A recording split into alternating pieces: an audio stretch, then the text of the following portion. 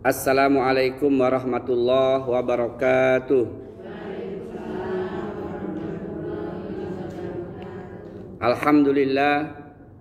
Alhamdulillahilladzi hadana lihadza wa ma kunna linahtadiya laula an hadanallah. Asyhadu an la ilaha illallah wahdahu la syarikalah wa asyhadu anna Muhammadan abduhu wa rasuluhu la nabiyya ba'dah. Allahumma shalli ala sayyidina Muhammad wa ala alihi wa man tabi'ahum bi ihsan ila yaumiddin, amma ba'd. Fa ya ayyuhal hadirun ittaqullaha haqqa tuqatih wa la tamutunna illa wa antum muslimun. Ibu-ibu, saudari-saudariku rahimakumullah, senantiasa kita bersyukur kepada Allah Subhanahu wa taala. Allah telah melimpahkan berbagai macam nikmat kepada kita. Sore hari ini Allah berikan nikmat kepada kita, sehat dan waktu luang, sehingga kita kembali bisa pengajian setiap pekannya dalam rangka memenuhi kewajiban kita sebagai orang Islam, belajar ilmu agama. Salawat dan salam semoga senantiasa tercurahkan kepada teladan terbaik kita, Nabi Muhammad sallallahu alaihi wasallam, pada keluarganya, kepada para sahabatnya dan pengikutnya yang setia dari awal hingga akhir zaman. Allahumma amin. Jamaah rahimakumullah, 2 pekan yang lalu kita belajar pada materi tentang menata hati kita. Sebelumnya kita belajar tentang cara bersyukur. Sebelumnya lagi kita belajar mengapa kita harus bersyukur. Hari ini tema kita adalah tentang menjaga keislaman anak cucu kita. Jadi temanya kita pilihkan bahwa kita punya kewajiban untuk menjaga kefitrahan keislaman anak cucu kita. Kita sudah mulai tua-tua, ada yang punya anak, ada yang punya cucu. Maka jangan lupa ada sebuah kewajiban yang harus kita tunaikan kepada mereka. Jamaah rahimakumullah, sesungguhnya setiap bayi yang lahir ke muka bumi ini dalam keadaan Islam, dalam keadaan fitrah, dalam keadaan bertuhankan Allah Subhanahu wa taala. Bayi dari kandungan siapapun dia lahir muslim. Kullu mauludi yuladu alal fitrah, kata Rasulullah SAW. Tiap-tiap bayi yang lahir dalam keadaan fitrah, dalam keadaan suci, dalam keadaan bertuhankan Allah Subhanahu wa taala. Fa abawahu yuhawidanihi au yumajjisanihi au yunassiranihi. Peran kedua orang tuanya lah, mak dan bapaknya, ayah dan ibunya, papa dan mamanya, abi dan uminya lah yang bisa menyebabkan dia berubah dari kefitrahannya menjadi Yahudi, Majusi atau Nasrani. Jelas dari hadis ini, tiap-tiap bayi yang lahir dia Islam, dia Muslim. Nah, kemudian orang tuanya lah yang bisa menyebabkan dia berubah dari kefitrahannya. Sehingga boleh jadi ketika dia dewasa, tua, dia tidak lagi berada dalam keislaman. Nah, jamaah rahimakumullah, ketika Rasulullah sudah menyampaikan seperti ini, maka ada kewajiban yang paling penting buat kita. Karena akhir zaman banyak orang yang salah, menganggap kewajiban itu yang paling penting itu mencari nafkah. Bukan itu. Bukan itu. Yang paling penting tanggung jawab seorang ayah, seorang ibu terhadap anaknya, keluarganya, menjaga kefitrahannya, menjaga keislamannya. Dia lahir sebagai orang Islam.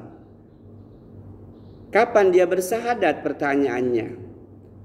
Dia bersahadat, bersaksi bahwa Allah adalah Tuhannya ketika dia masih berada di alam ruh. Kita semua ini sudah pernah bersahadat di alam ruh sebelum ruh itu ditiupkan oleh Allah ke dalam rahim ibu kita. Dalilnya mana? Dalilnya Quran surat Al-A'raf ayat 172. Ini salah satu dalilnya, tentu ada pada ayat yang lain. Allah berfirman, wa idh akhadha rabbuka min bani Adam min zuhurihim zurriyatahum wa ashhadahum ala anfusihim alastu bi rabbikum qalu bala sahidna an taqulu yaumal qiyamah inna kunna an hadza ghafilin. Ini salah satu dalil yang menjelaskan kepada kita bahwa manusia yang lahir, sebelum dia lahir dalam alam ruh, dia sudah bersahadat di hadapan Allah. Al-A'raf 172 ini menjelaskan, dan ingatlah ketika Allah mengeluarkan anak keturunan Adam dari tulang sulbi mereka, seraya Allah bertanya kepada ruh, alastu bi rabbikum. Kata Allah, wahai ruh, apakah engkau mengakui aku ini Tuhanmu? Ruh itu sebelum ditiupkan ke rahim ibu kita menjawab, qalu bala sahidna. Ya, engkau adalah Tuhanku, aku mengakuinya. Benar, engkau adalah Tuhanku, aku menyaksikannya, mengakuinya. Nah, jamaah rahimakumullah, artinya dalam alam ruh kita telah bersahadat.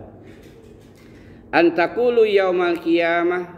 Allah melanjutkan dengan ayat, dengan kalimat, mengapa kami lakukan yang seperti ini? Mengapa kami mintakan dia bersahadat dulu, bersaksi dulu?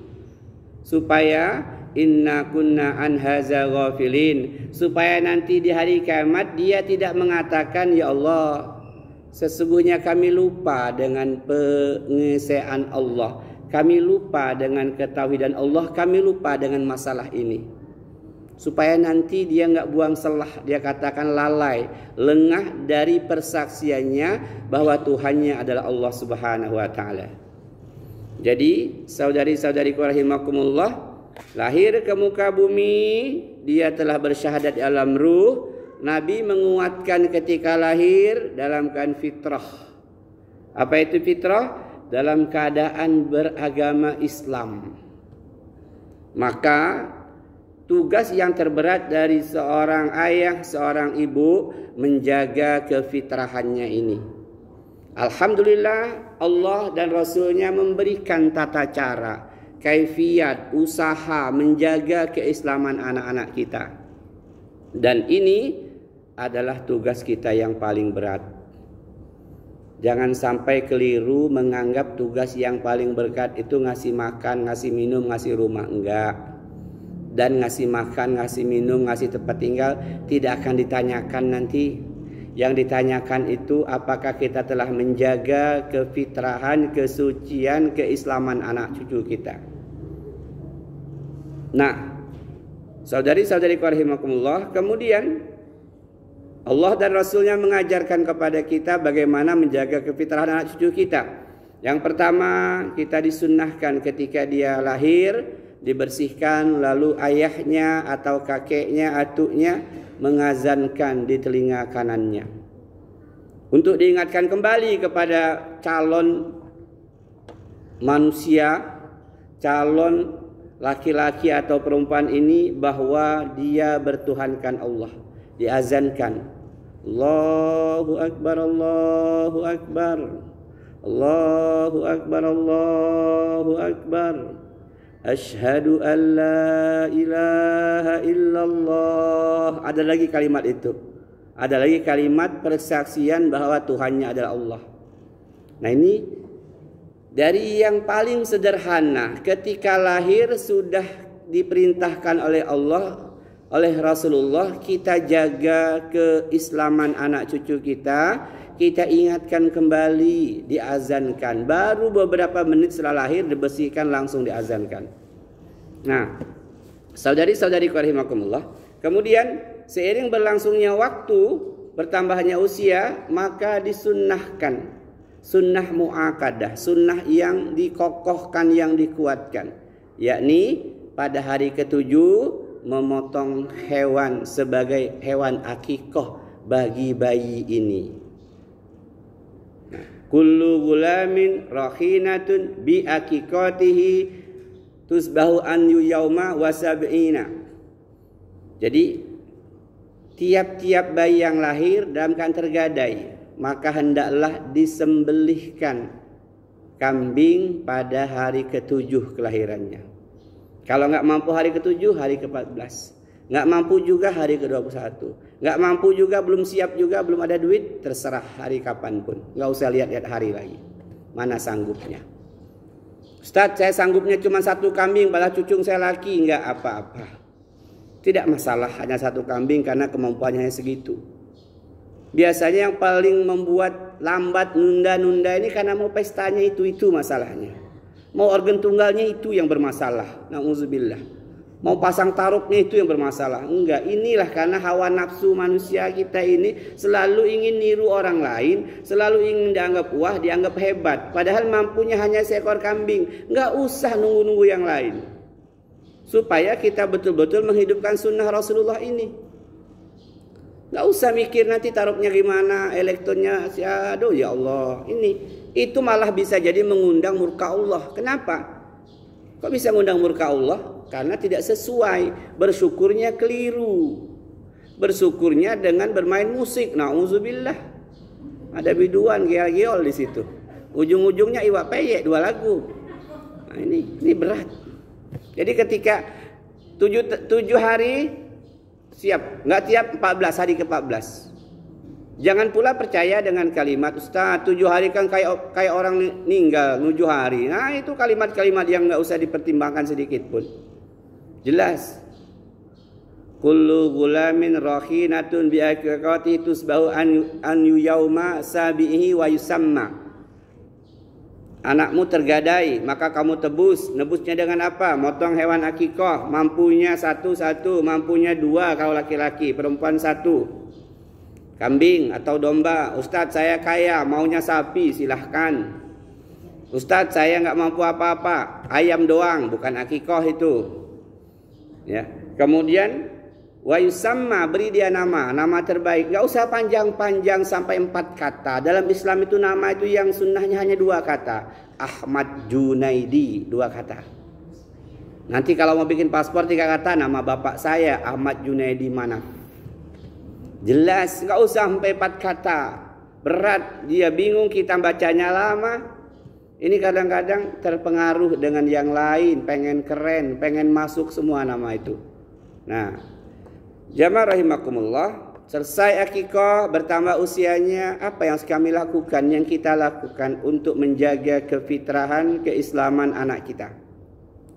Berikutnya adalah ketika sudah mulai belajar bicara, maka diajarkan untuk menyebutkan kalimat-kalimat tauhid.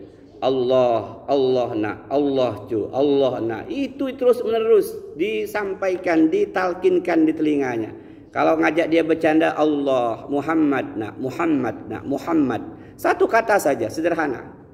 Jadi mengajarkan bicara itu yang harus dilakukan pertama, menanamkan di telinganya supaya masuk ke tangkai jantung, ke hatinya, ke pikirannya adalah nama Allah. Allahu Akbar, Allahu Akbar, Allahu Akbar, Muhammad nak, Muhammad Rasulullah. Terus menerus. Sesekali boleh, ini uhti nak, ini akung nak, ini uti nak. Sesekali. Nggak usah ajarkan lagu-lagu, nggak usah ajarkan po ame-ame, belalang kupu-kupu, nggak usah. Nggak usah, nanti ada yang ngajarinnya. Ibu-ibu ini nggak pernah belajar lagu iwak peyek kan ya, tapi hafal kan? Di mana hafalnya? Karena naik angkot iwak peyek, ya kan? Naik bis iwak peyek, di pasar orang jual flash disk iwak peyek, nyebrang ke Bakauni sana kapal iwak peyek. Akhirnya hafal, nggak usah diajarin. Ada setan yang mengajarkannya nanti. Nah ini kalau kita menginginkan anak cucu keturunan kita sampai matinya dia Islam yang taat. Kalau kita mengharapkan dia akan menjadi penolong kita ketika kita sudah berkalang tanah, maka kitalah yang mengajarkan, menanamkan kalimat-kalimat tauhid. Bertambah usianya, bertambah panjang kata-kata yang kita ajarkan. Nah, la ilaha illallah, la ilaha illallah. Kayak zaman dulu kami seperti itu di kampung-kampung ya. Ngayunkannya dengan la ilaha illallah, la ilaha illallah. Enggak usah diajarkan. Enggak usah, na'udzubillah. Dosa yang kita dapatkan setiap kali dia nyanyi, apalagi joget-joget, kita sudah mati dalam kubur dapat kiriman dosanya, na'udzubillah.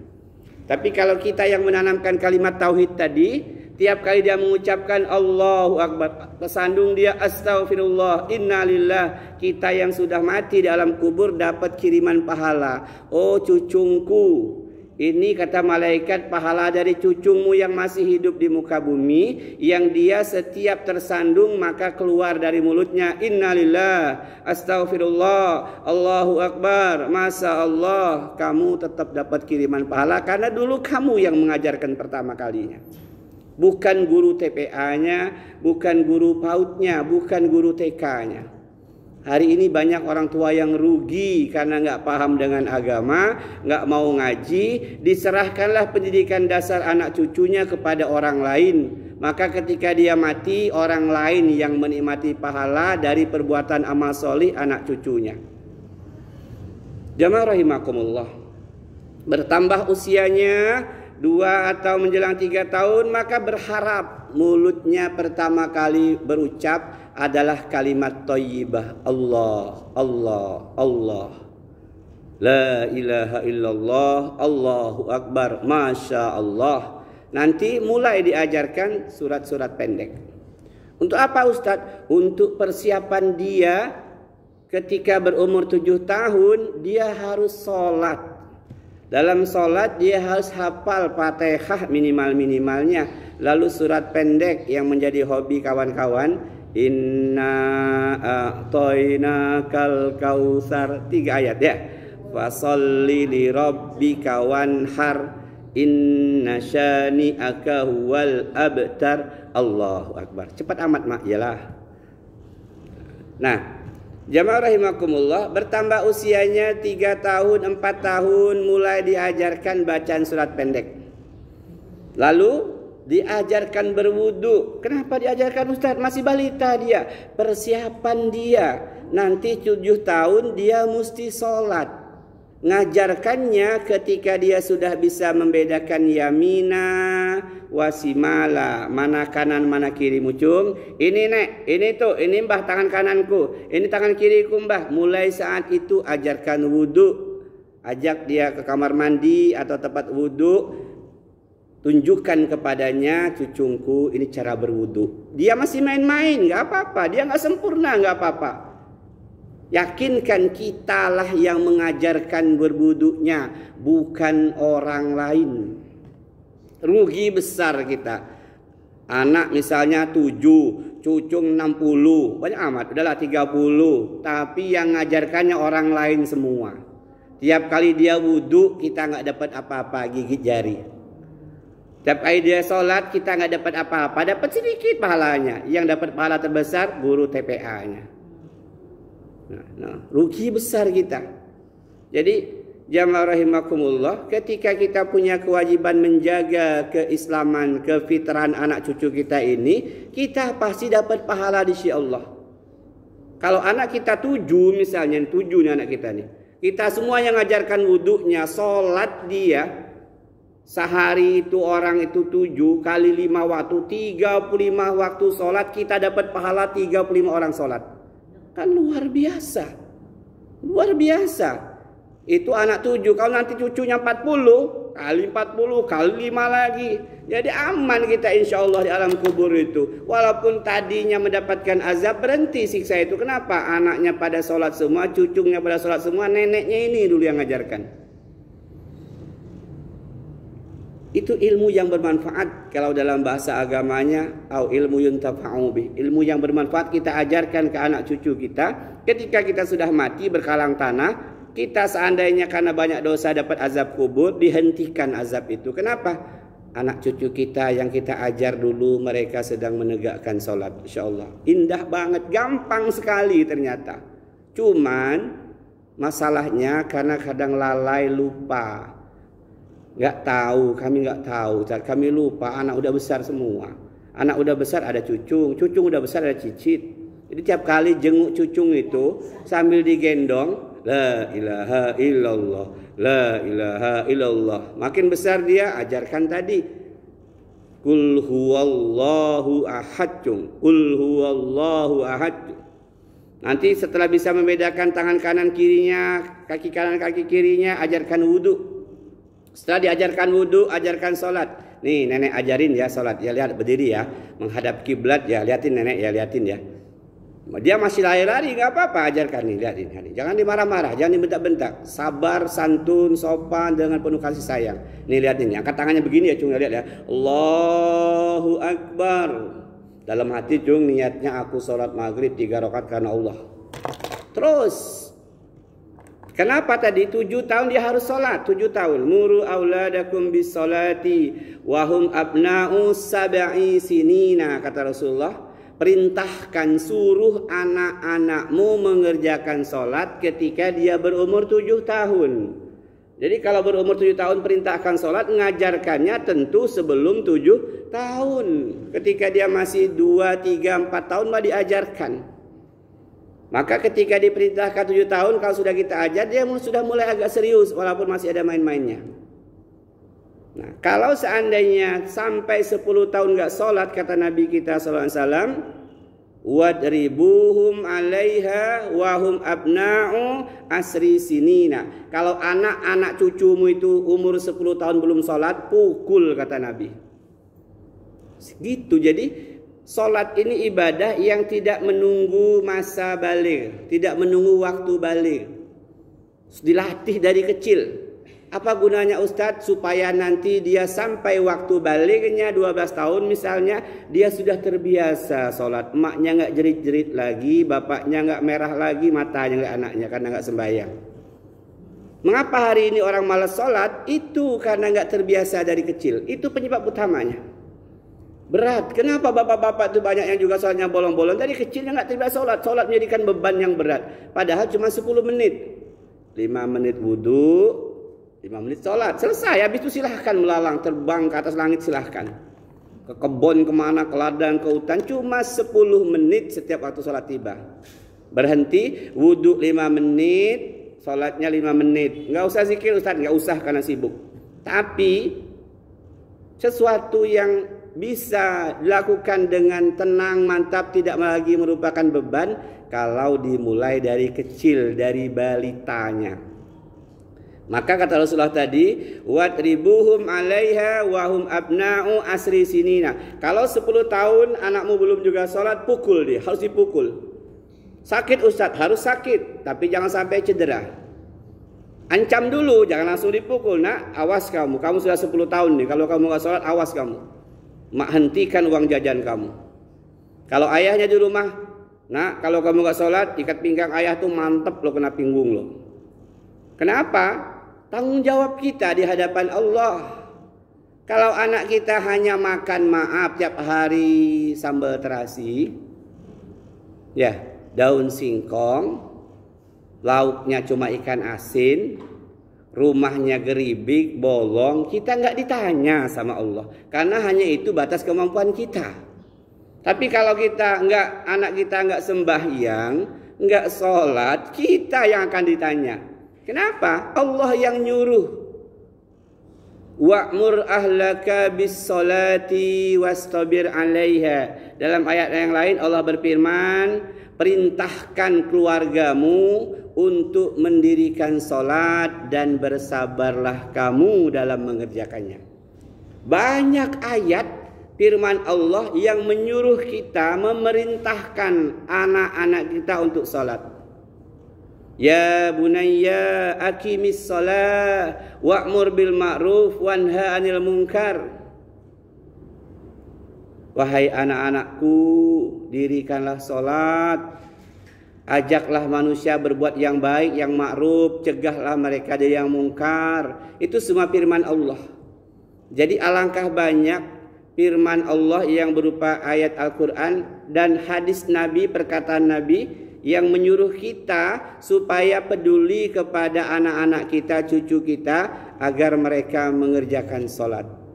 7 tahun suruh sholat. Ngajarkannya sebelum 7 tahun. 10 tahun enggak sholat, pukul. Suruh pukul, cubit. Kalau mak-mak ini minimal cubit. Nah, tangan mak ini masih kuat, dia melintir perut kamu, biru loh. Hari ini apa ada orang tua yang nyubit anaknya karena nggak sembahyang? Ragu-ragu saya, jangan-jangan udah nggak ada lagi. Orang tua zaman dulu kami masih mengalami. Tuk, kata dia, diputernya, tarik. Nah, kamu belum sembahyang, udah subuh ini, udah mau siang ini, ayam sudah bangun semua ini. Sudah kita laksanakan semua ini, belum jaminan dia akan mengerjakan sholat sampai tua nanti. Kadang masih berat juga. Tapi setidaknya tanggung jawab kita di hadapan Allah sudah kita tunaikan. Ya Allah, aku sudah ajarkan anakku, aku sudah perintahkan, aku sudah pukul ya Allah. Nah, saudari-saudariku rahimakumullah. Jadi menjaga kefitrahan anak kita mulai dari dia lahir. Tadi ini bicara sudah lahir. Kalau bicara sebelumnya Ustadz, ya memilih pasangan hidup, mulai cari dari sana mulainya. Tapi ini sudah lahir, kemudian azankan dia kanannya, kemudian lakukan akikohnya kalau mampu, kemudian 2-3 tahun, 2 tahun ketika dia belajar bicara, tanamkan Allah, Allah, Allah, Muhammad, Muhammad. Bertambah umurnya la ilaha illallah, la ilaha illallah, terus supaya nanti yang pertama keluar dari lisannya adalah kalimat thayyibah, kalimat yang baik. Supaya nanti ketika dia remaja kesandung enggak lagi keluar kebun binatang. Supaya kejedut kepalanya enggak keluar lagi kata-kata agoy, enggak lagi. Allah, astagfirullah, masya Allah, subhanallah. Hari ini masih banyak orang tua-tua, termasuk mak-mak muda itu kalau kesandung yang keluar kebun binatang Ragunan. Sumpah serapah, na'udzubillah. Ya motornya enggak hidup-hidup di engkol, mulai dia mencaci maki. Kenapa seperti itu? Karena dari kecilnya nggak terlatih mulut ini untuk bicara kalimat yang baik, kalimat thayyibah, kalimat yang mendatangkan keridhaan Allah. Astagfirullah, susah betul ngengkol ini ya. Astagfirullah, astagfirullah. Nah, jamaah rahimakumullah. 7 perintah, 10 pukul. Nanti bertambah usianya, tiba waktunya dia wajib sholat, maka insya Allah nggak berat lagi dia. Walaupun nggak kita perintah lagi, paling ngomong, bang udah maghrib loh ini, sholat dia. Bang subuh cepetan, nanti waktunya terbatas loh, subuh loh cuma sebentar loh, bergegas dia bangun. Nah ini saudari-saudariku rahimakumullah, ini usaha kita untuk menjaga akidah anak-anak kita, menjaga keislamannya. Nabi dan Rasul terdahulu semuanya seperti itu. Selalu menekankan kepada anak-anaknya tentang sholat, tentang Tuhannya adalah Allah, tentang agamanya adalah Islam. Ibu-ibu pernah nggak ngomong ke anak-anak, nak, agama kita ini yang harus kamu ikuti sampai mati, agama Islam nak. Tuhanmu Allah nak, bukan pangkat, bukan kedudukan, bukan jabatan, bukan harta, bukan rumah, bukan mobil nak, bukan kebun karet, bukan kebun sawit, bukan kebun singkong nak. Tuhanmu Allah nak, Allah Rabbul Alamin.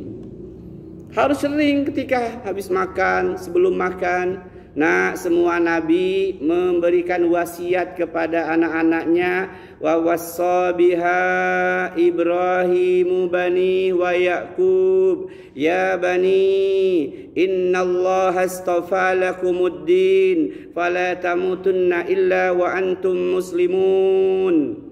Ingatlah ketika Ibrahim alaihissalam berwasiat kepada anak keturunannya. Begitu pula Nabi Yakub alaihissalam berwasiat kepada anak-anaknya, berpesan kepada anak-anaknya, innallaha astafa lakumuddin, anak-anakku, sesungguhnya Allah telah memilihkan agama Islam ini untukmu.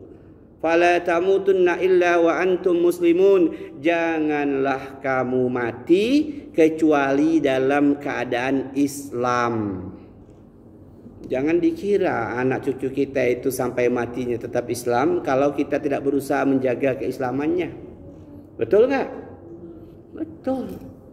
Jangan dikira ketika kita lupa akan kewajiban yang paling penting ini, boleh jadi dia tertipu nanti dengan dunia. Tertipu dengan harta, tertipu dengan jabatan, tertipu dengan asmara, cinta. Udah terlanjur cinta saya sama dia, nggak mungkin dipisahkan lagi. Oi, hancur dada maknya. Ya kan ya? Udah terlanjur cinta mak. Saya lebih baik mati kalau nggak kawin sama dia. Nah, kata maknya, matilah kamu. Wah, saya nggak mau diseret ke neraka gara-gara kamu. Nah, itu harus tegas. Tapi kalau dari awal sudah kita tanamkan dan kita jaga akidahnya, keislamannya, insya Allah kita selalu juga minta tolong sama Allah supaya anak cucu kita semuanya dalam keadaan Islam sampai hari kematiannya. Jamaah rahimakumullah. Jadi Nabi dan Rasul itu selalu seperti itu, selalu mewasiatkan, hai anak-anakku, cucu-cucuku, ingat ya, agama yang dipilihkan oleh Allah kepada kita agama Islam. Janganlah kamu mati kecuali dalam keadaan Islam. Nabi Yakub itu anaknya 12, ketika menjelang tuanya, menjelang hari-hari kematiannya, dikumpulkan anak cucunya. Al-Quran menjelaskan, Nabi Yakub berkata, ma ta'buduna min ba'di. Hai anak-anakku, apa yang kamu sembah nanti sepeninggalku? Kalau aku ini sudah mati, apa yang kamu sembah? Cobalah akhir zaman ini, kalau bapaknya sudah tua, kalau saya mati mau makan apa kamu orang? Nah, jauh sudah, yang dipikirnya hanya makan perut. Kalau mak mati kamu orang sengsara nanti, mau hidup mana? Nggak ada ucapan kalau mak mati kamu orang masih nyembah Tuhan, nggak kira-kira? Masih sembahyang nggak kamu orang ini? Masih puasa nggak? Jangan-jangan kamu cakar-cakaran nanti nggak sembahyang lagi, nggak puasa lagi, na'udzubillah. Jamaah rahimakumullah, inilah tugas terberat bagi kita orang tua, menjaga keislaman anak cucu kita. Ini yang paling utama, ini yang nomor satu, bukan yang lain. Karena ada orang tua yang mengatakan, saya nggak sempat didik anak saya mau cari kerja, cari nafkah. Keliru dia. Kalau ayahnya sibuk, emaknya yang harus paten menanamkan akidah Islamiyah ini. Emak yang harus terus mengingatkan tentang sholatnya, tentang ngajinya, tentang jilbabnya emaknya ini, tentang pergaulannya. Ayahnya mungkin sibuk, tapi emaknya kan udah tahu. Mak itu, ibu itu kan sudah jelas. Madrasah yang paling pertama, pendidikan yang paling awal, sekolah perdana bagi anak-anak itu adalah maknya. Bagaimana maknya itulah yang membentuk karakter anaknya. Karena mungkin mbaknya sibuk keluar, dagang, ke kebun, usaha. Tapi maknya kan di rumah rata-rata. Nah, jamaah rahimakumullah, inilah kajian kita, bahwa ada tugas terberat bagi kita orang tua, yaitu menjaga kefitrahan keislaman anak-anak kita. Kalau selama ini mungkin belum maksimal, pastikan setelah ngaji ini mulai kita cek lagi anak-anak kita. Kita pastikan mereka bisa wudhu dengan sempurna, kalau udah besar, bisa sholat dengan sempurna, bisa ngaji. Pastikan itu bisa ngaji. Tiap satu huruf yang dia baca karena kita yang ngajarnya, dia dapat 10 pahala, kita dapat 10 pahala. Coba kalau yang ngajarnya orang lain, yang dapat pahala orang lain, guru TPA. Kalau kita yang ngajar awalnya, Masya Allah, kita terus menerus dapat pahalanya. Demikian yang dapat saya sampaikan. Mudah-mudahan yang sedikit ini memberikan motivasi kepada kita untuk berusaha maksimal menjaga kefitrahan anak-anak kita. Kalau belum maksimal kita menjaga mereka mulai sekarang dan seterusnya sampai hari kematian kita, kitalah orang yang paling peduli dengan agama ini, dengan agama anak-anak kita. Wallahu a'lam bishawab. Wassalamualaikum warahmatullahi wabarakatuh.